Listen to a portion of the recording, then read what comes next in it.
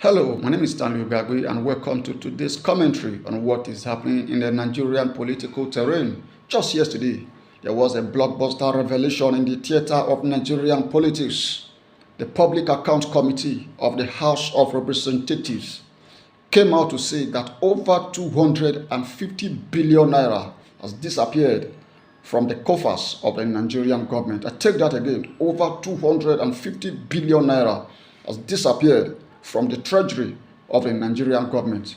The chairman of the committee, Bamidele Salah, who disclosed this development to newsmen in Abuja yesterday, noted that this was discovered by a recent audit by the Accountant General of the Federation.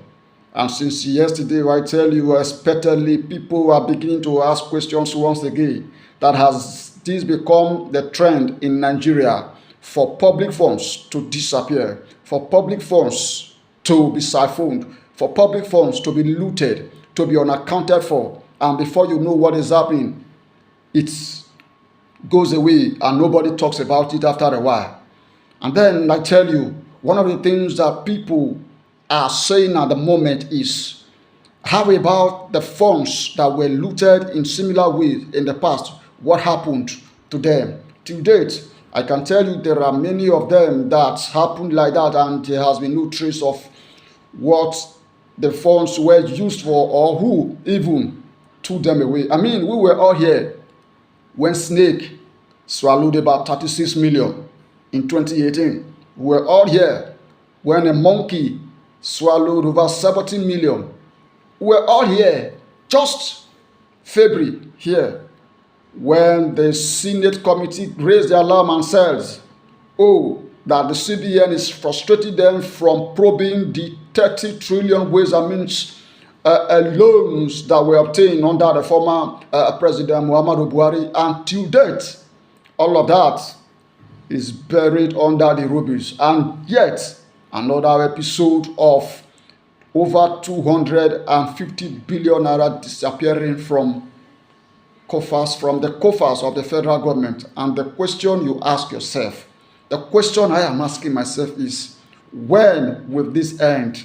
When are we going to go to a point where we can actually hold our public office holders accountable? Where do we get to a point where we have institutions that can actually checkmate some of these things and ensure that there are no loopholes for looting, siphoning, and embezzlement of public funds? When do we